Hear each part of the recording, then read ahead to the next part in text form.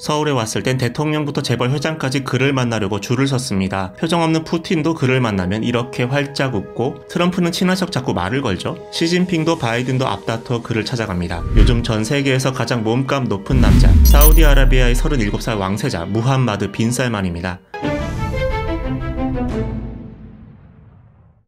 빈 살만은 이 사람, 1932년 사우디를 세운 초대 국왕의 25번째 아들의 6번째 아들입니다. 이게 대체 무슨 의미냐고요? 빈 살만은 수많은 왕자들을 제쳐야 왕이 될 수 있고, 그러므로 권력 서열도 높지 않았단 뜻입니다. 적어도 몇 년 전까지는 그랬습니다. 사우디는 영국이나 일본 같은 입헌 군주국이 아니라 왕에게 실권이 있는 옛날 방식의 전제 군주국입니다. 그래서 핏줄이 곧 권력이죠. 지금까지 7명의 왕이 통치했는데 왕권은 초대 국왕에서 차남, 삼남 이런 식으로 형제 세습돼 왔어요. 이렇게 한 데는 다 이유가 있었어요. 초대 국왕은 이웃 부족들을 정복하면서 그 부족 여자를 아내로 맞아들이는 방식으로 동맹을 구축했는데, 덕분에 평화는 이뤘지만 너무 많은 아내와 아들 때문에 왕자의 난을 걱정해야 했습니다. 그래서 나온 게 형제 세습이었어요. 이후 형제 세습은 사우디의 전통이 됐고 현재까지는 예외 없이 지켜졌습니다. 지금의 살만 왕, 그러니까 빈 살만의 아버지가 79살이 돼서야 왕이 된 건 형들이 다 죽을 때까지 기다려야 했기 때문이었습니다. 하지만 이런 방식이 언제까지 갈 수는 없겠죠. 이대로 가다가는 왕이 취임하자마자 죽을 수도 있었으니까요. 그래서 살만 왕은 2015년 왕이 되면서 다음 세대로 권력 이양을 준비합니다. 내부적으로 반발이 없을 수 없었겠죠. 살만 왕에게는 아직 살아있는 동생들도 있었으니까요. 그래서 그는 조카, 그러니까 형의 아들인 무함마드 빈 나예프를 왕세자로 임명하는데, 왕실 평화를 위한 타협책이자 일종의 눈속임이었습니다. 왕의 본심은 나중에 드러나죠. 2017년 6월 왕은 조카인 빈 나예프를 끌어내리고 친아들, 당시에는 부왕세자이자 국방장관이었던 빈 살만을 왕세자로 선포합니다. 이때부터 빈 살만의 무자비한 숙청이 시작됐습니다. 그해 11월 빈 살만은 200명의 왕족을 잡아들여 리츠 칼튼 호텔에 감금하고는 신문에 들어갑니다. 혐의는 나라 돈을 빼돌려 부정축제를 했다는 건데, 이게 좀 웃기는 얘기인 게요. 빈 살만이야말로 럭셔리의 끝판왕이거든요. 빈 살만은 5억 달러짜리 요트와 3억 달러짜리 프랑스 샤또, 부가티, 람보르기니 같은 럭셔리 카는 물론이고 세계에서 가장 비싼 그림까지 마음에 들면 뭐든 사들이는 걸로 유명합니다. 물론 다 개인 재산으로 산 거라곤 합니다. 글쎄요, 그런 걸까요? 사촌형인 빈 나예프가 왕세자에서 쫓겨나는 과정도 결코 평화롭진 않았던 걸로 전해집니다. 빈 살만과 국왕은 빈 나예프를 가둬놓고는 왕세자 자리를 포기하도록 협박했다고 해요. 결국 빈 나예프는 사촌 동생 앞에서 충성 맹세 영상까지 찍었는데, 그렇게 하고도 결국엔 반역 혐의로 체포돼서 지금은 가택 연금된 상태입니다. 빈 살만이 내부에서만 힘자랑을 했느냐? 아닙니다. 이미 전쟁도 불사한 전력이 있습니다. 2015년 아버지가 왕이 된 직후, 그러니까 아직 왕세자가 되기 전에 세계 최연소 국방장관이었던 빈 살만이 가장 먼저 한 일은 예멘 폭격이었습니다. 왜 예멘이었을까요?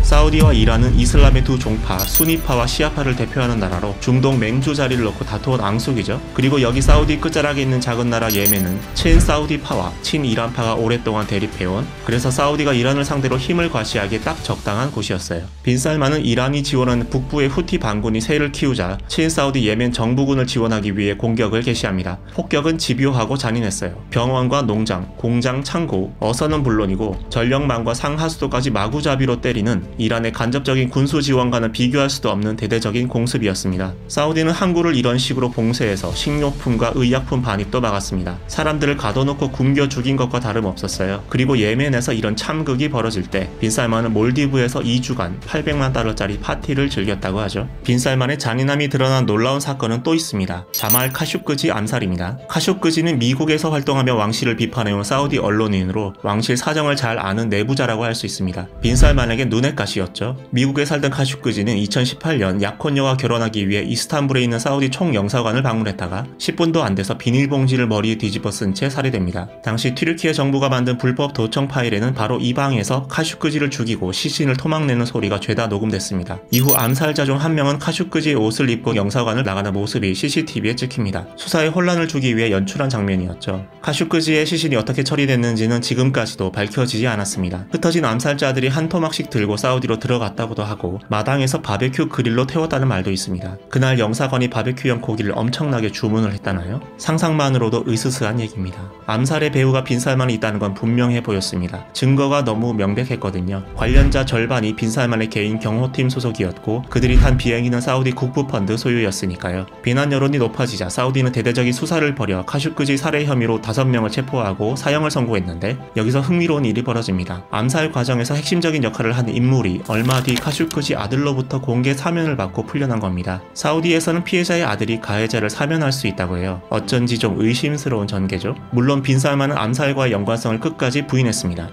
Did you order the murder of Jamal Khashoggi? بلا شك لا. 논란을 끝낸 건 CIA였습니다. CIA는 2021년 2월 카슈크지 살해의 배우로 빈살만을 지목한 보고서를 냅니다. 이제 정의가 이루어지는 걸까요? 아닙니다. 우리 모두 그 뒤 미래가 어떻게 펼쳐졌는지 알고 있습니다. 앞에서 바이든과 시진핑이 앞다퉈 빈살만을 찾아갔다고 했잖아요. 그때 바이든이 형편없는 홀대를 당해서 세계가 술렁였는데 이 CIA 보고서와 관련이 있다고 할 수 있습니다. 바이든은 후보 시절부터 빈살만에게 카슈크지 암살 사건에 대한 대가를 치르게 하겠다고 큰소리쳤고 그 결과가 취임 직후 나온 이 보고서였습니다. 근데요, 얼마 지나지 않아서 전세는 완전히 역전됩니다. 빈살만이 대가를 치르기는커녕 바이든이 되레 빈살만으로부터 굴욕을 당한 거죠. 반면 시진핑은 전투기까지 띄워 환대를 받았고요. 여긴 주먹 인사, 여긴 악수. 온도차가 분명하죠. 우크라이나 전쟁으로 원유값이 뛰자 증산을 구걸하러 간 거였으니 이런 대접을 받고도 바이든은 불평 한마디 하지 못했습니다. 물론 빈살만에 대해 비판만 있는 건 아닙니다. 한편에서 빈살만은 젊고 부유한 개혁가로 열렬하게 칭송받기도 합니다. 그가 급진적 개혁가인 건 맞습니다. 사우디는 사우드 왕족과 보수적인 이슬람 성직자 사이 연합으로 유지되는 국가고 이 동맹은 오일머니 덕에 유지되어 왔습니다. 거의 100년을 이어온 이 동맹을 빈살만은 두 가지 측면에서 무너뜨리죠. 일단 2016년 탈석유를 표방한 비전 2030을 통해 오일머니 경제를 흔듭니다. 동시에 종교경찰의 체포권을 박탈해 성직자들의 권력을 약화시켰어요. 그리고 여자도 운전을 하고 스포츠 행사를 관람할 수 있도록 허용하죠. 그 즈음 사우디에서는 영화관이 문을 열고 코미콘과 유튜브 팬페스트, 몬스터트럭 랠리, BTS 콘서트까지 개최됩니다. 보수적인 사우디에서 정말 놀라운 일이긴 합니다. 하지만 여자들에게 운전을 허락했다고 해서 돈이 많고 K-팝과 K-게임에 관심이 많다고 해서 3만 명 넘는 정치범이 갇혀있고 한 해 80명 넘게 처형되며 반대파가 쥐도 새도 모르게 납치돼 살해되는 사우디의 현실이 감춰지는 건 아닙니다. 지금은 막강한 힘을 휘두르는 권력도 언젠가 지는 날이 오겠죠. 그때가 되면 책임져야 하는 사람이 자기 몫의 책임을 지게 될까요?